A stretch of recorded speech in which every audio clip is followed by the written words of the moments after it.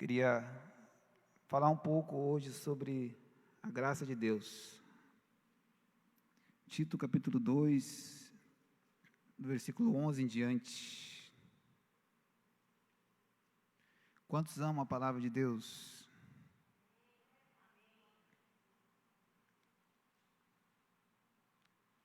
Amém? Tito 2, capítulo 11 até o 15. Vou estar lendo aqui.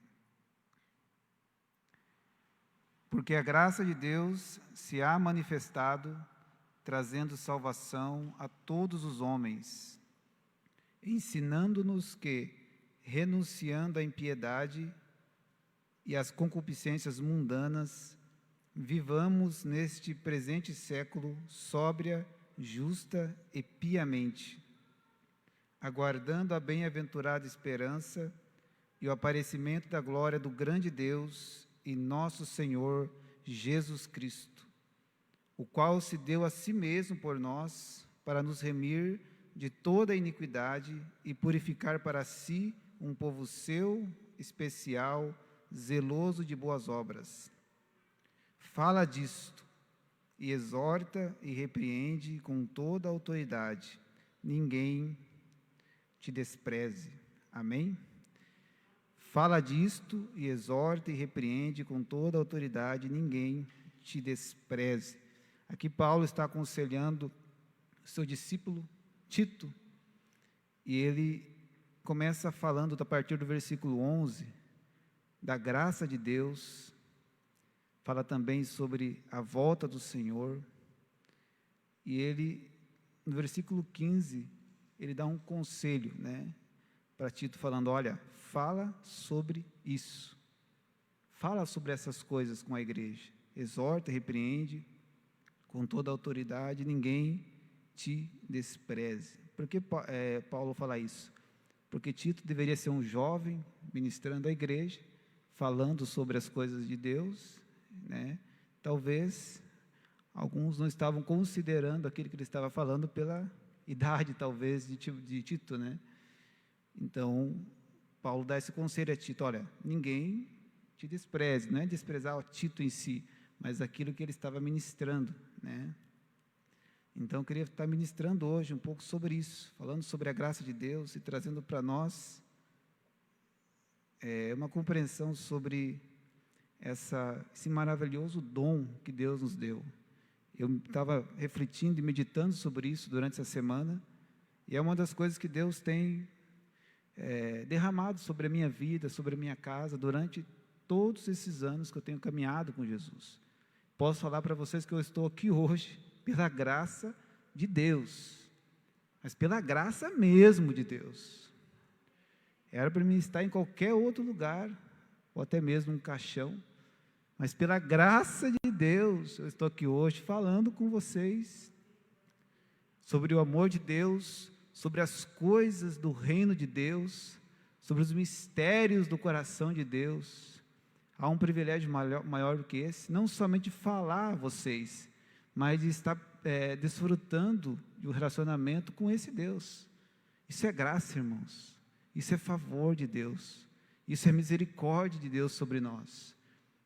Então nós temos lutas, temos batalhas, todos nós temos, mas nós temos sim um motivo do porquê todas as manhãs nós devemos sorrir. Você deve se perguntar, mas que motivo eu preciso ter para sorrir, para me alegrar? Uma conta bancária cheia, um carro novo, saúde, tudo isso é bom, amém? Mas só de você saber que você foi alcançado pela graça de Deus, pelo favor de Deus, reconciliado, e um relacionamento com Jesus, que começa aqui e vai até a eternidade, isso já deve ser um motivo do porquê nós devemos nos alegrar. E alegria, como o pastor falou, não é só sorriso, amém? Você pode muitas vezes estar passando por um momento de tribulação, de tristeza, de angústia, e mesmo assim está alegre, feliz, crendo, porque há um Deus que cuida da minha e da tua vida. Amém? A graça de Deus, meus queridos, tem dois aspectos. O primeiro dele é da salvação. Aqui nesse texto eu encontro dois aspectos da salvação de Deus. O primeiro é o de salvação e o segundo é o de santificação. A graça de Deus que nos salva é também a graça de Deus que nos santifica. Nós conhecemos a graça de Deus, no que diz respeito somente à salvação. Amém?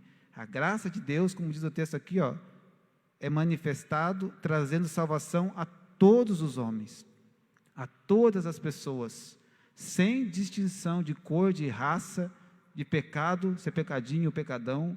A salvação de Deus foi manifestada em Cristo para todas as pessoas. Pode ser a pessoa mais vil, mais horrenda que você possa pensar, que não merece a graça de Deus. Vou falar uma aqui, o Lula. Ele merece, e Jesus morreu por ele também. Amém? Ele necessita da graça de Deus. Citei só um exemplo, né, irmãos? A graça de Deus é para todos os homens. Para todos, sem distinção. Desde o menor ao maior, independente de raça, credo, cor ou distinção. A graça de Deus foi manifestada para todos os homens. Por que eu falo isso? Porque muitas vezes nós temos uma mania de fazer uma distinção de classe, né? A graça de Deus é para aquele grupo, mas para aquela pessoa, para aquele grupo, eu acho que Jesus não morreu, porque para aquelas pessoas, eu acho que a graça não cabe. Não, a graça de Deus foi manifesta na cruz, através de Jesus, chamando todas as pessoas, todas, sem distinção, de raça, de cor, de pecadinho ou pecadão. Amém? Romanos 3, 23, fala assim, porque todos pecaram e destituídos estão da glória de Deus. Eu e você, sem a graça de Deus, sem o favor de Deus, estávamos mortos em nossos pecados. Todos pecaram. Eu e você, todos os que nasceram sobre a face da terra já nascem debaixo dessa maldição do pecado. Amém? Mas no versículo 24 fala assim, sendo justificados gratuitamente por sua graça, mediante a redenção que há em Cristo Jesus. Então o texto fala que todos nós pecamos, todos nós, sem distinção, estávamos excluídos, separados da glória de Deus. Não tinha como nós desfrutarmos da glória de Deus, de um relacionamento com Deus, pelos nossos méritos, pela nossa santidade, pela nossa capacidade, se não fosse Jesus ter vindo aqui, caminhado como um homem, morrido numa cruz e ressuscitado. Por isso o texto fala que nós somos justificados gratuitamente pela sua graça. Por isso que eu disse que a graça de Deus se manifestou, trazendo salvação a todos os homens, e não apenas a alguns, mas a toda a humanidade, a chamada à salvação, porque toda a humanidade estava debaixo do pecado. Amém? E essa é a primeira coisa que a graça de Deus opera em nós, opera nas pessoas, é a salvação. A graça de Deus nos convida à salvação, nos convida a uma reconciliação, nos convida a uma mudança de ambiente, amém? A sair de um lugar de morte, de condenação, de um jugo de pecado, e sermos conduzidos a um lugar de vida. Colossenses 1,13 fala que Ele nos tirou da potestade das trevas e nos transportou para o reino do Filho do seu amor, salvação, amém? Romanos 5,18 fala assim, pois assim como uma só ofensa veio o juízo sobre todos os homens para condenação, assim também por um só ato de justiça veio a graça sobre todos os homens para a justificação de vida. O juízo de Deus, a ira de Deus, a condenação de Deus veio sobre todos por um só ato de desobediência em Adão, mas também por um só ato de obediência, Cristo Jesus. Ele liberou sobre todos nós a graça que nos justifica para uma vida plena na presença de Deus. Você se alegra com isso?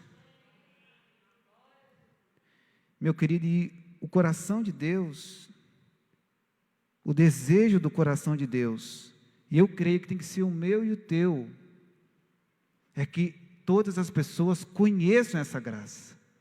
Você não tem desejado isso? Você não olha para uma humanidade caída, para o mundo caído, para pessoas debaixo de julgos, debaixo de sentenças de morte,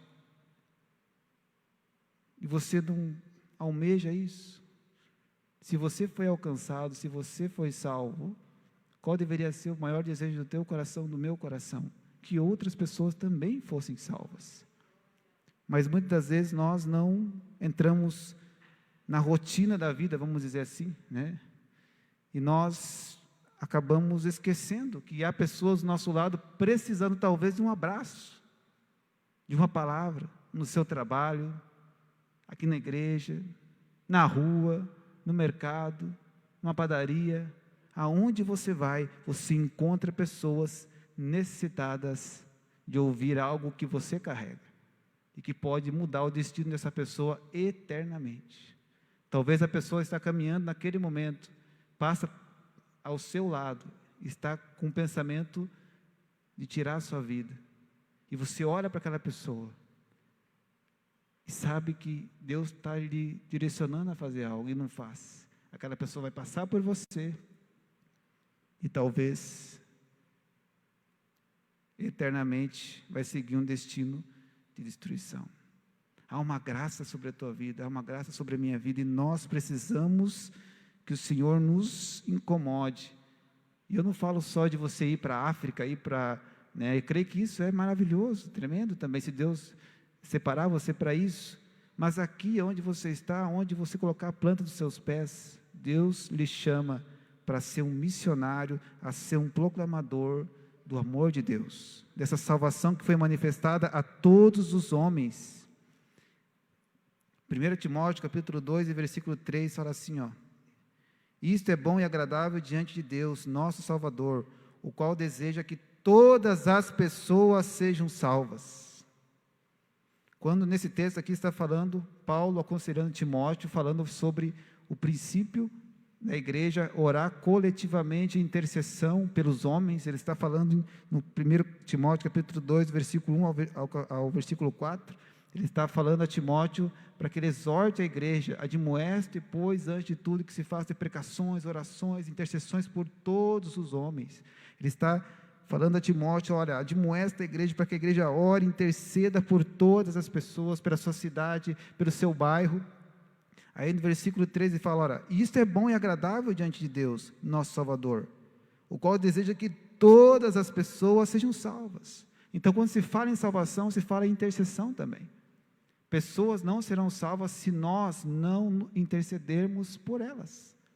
Se a igreja não orar, se a igreja não clamar, se a igreja não colocar os joelhos no chão e, né, gemer pela sua cidade, pela sua família, por aquilo que está, pelos seus filhos que estão fora talvez da igreja, Deus espera isso de nós.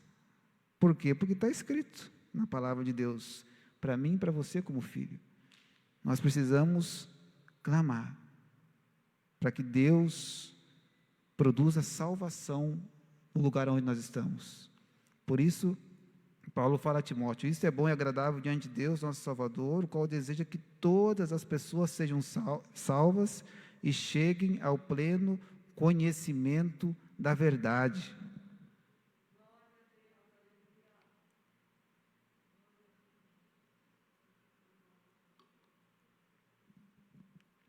Taça bonita.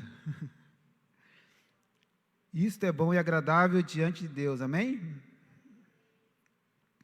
E se somos alguma coisa, irmãos, ou se fazemos alguma coisa para Deus, por causa da graça dele, amém? Se somos alguma coisa, ou se fazemos algo para Deus, não é porque nós somos bons. Eu não estou aqui porque eu sou bom, irmãos. Eu não merecia estar aqui. Eu sou terrível.